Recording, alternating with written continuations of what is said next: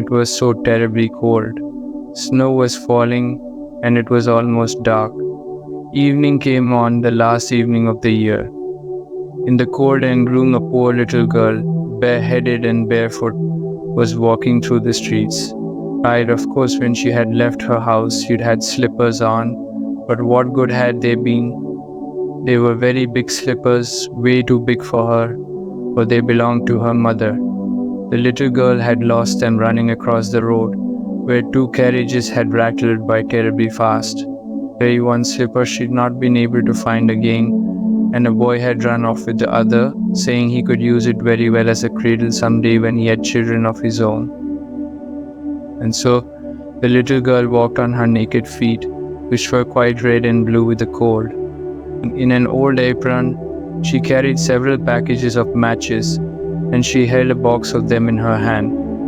No one had bought any from her all day long, and no one had given her a cent.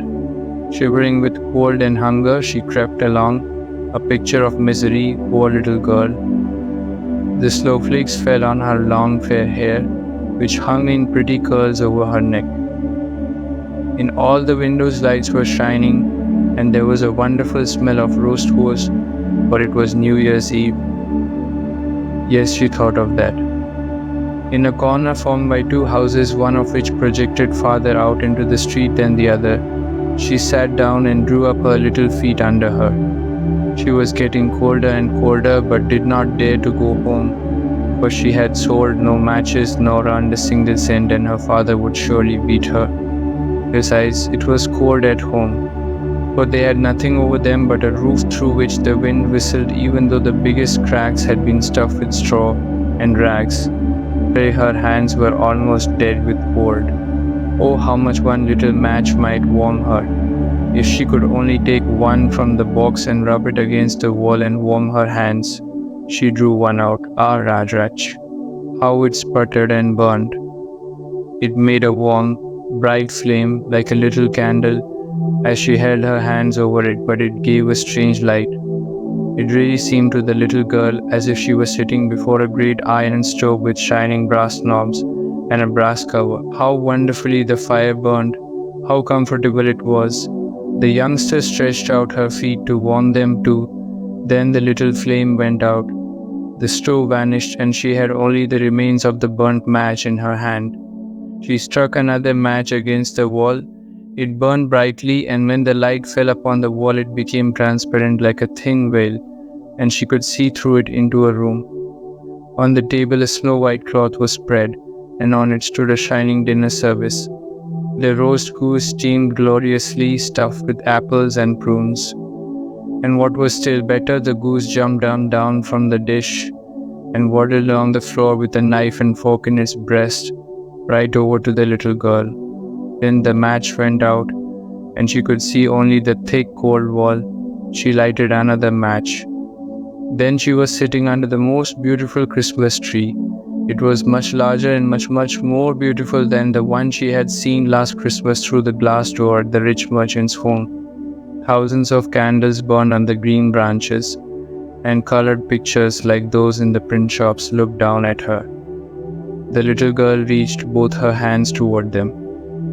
Then the match went out, but the Christmas lights mounted higher. She saw them now as bright stars in the sky. One of them fell down, forming a long line of fire. Now someone is dying, thought the little girl, for her old grandmother, the only person who had loved her and who was now dead, had told her that when a star fell down, a soul went up to God. She rubbed another match against the wall. It became bright again, and in the glow the old grandmother stood clear and shining, kind and lovely. "Grandmother," cried the child, "oh, take me with you. I know you will disappear when the match is burned out.